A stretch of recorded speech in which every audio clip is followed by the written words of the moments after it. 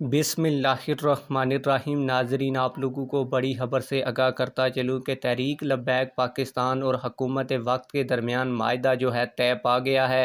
राना सनाउल्लाह और तहरीक लब्बैक पाकिस्तान मरकज़ी मजलिस शूरा के अहम तरीन रुकन अल्लामा डॉक्टर शफीक अमीनी साहब ने अब से कुछ देर पहले ये प्रेस कॉन्फ्रेंस की है और इस प्रेस कॉन्फ्रेंस को जियो न्यूज़ के ऊपर लाइव भी दिखाया गया है। इस प्रेस कॉन्फ्रेंस के अंदर डॉक्टर शफीक अमीनी और राना सनाउल्लाह ने कहा है कि तहरीक लब्बैक पाकिस्तान और हुकूमत के दरमियान खुश उसलूबी से माहिदा तय पा गया है। तहरीक लब्बैक पाकिस्तान के जो तमाम तर मुतालबात थे वो हुकूमत ने मान लिए हैं और इस पर अमल दरामद के लिए हुकूमत की जानिब से एक आला सतही अफसरान की जो कमेटी है वो बना दी गई है।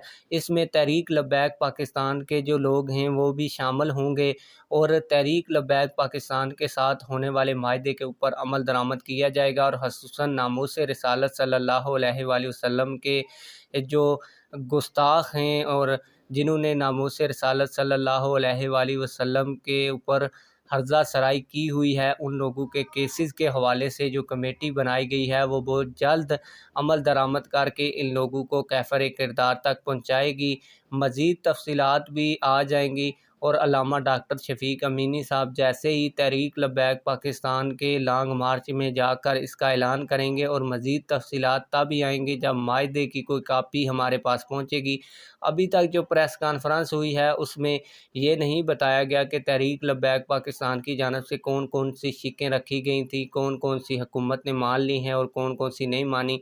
अलबत्ता इस प्रेस कॉन्फ्रेंस में यही कहा गया है कि तहरीक लब्बैक पाकिस्तान के तमाम तर मुतालबात, जिसमें पेट्रोल की कीमत कम करने के हवाले से भी मुतालबा था, वो भी मान लिया गया है। आप लोग इस हवाले से क्या कहते हैं? कमेंट सेक्शन में हमें अपनी राय से ज़रूर आगाह करें। मिलते हैं किसी और वीडियो में। अल्लाह हाफ़िज़।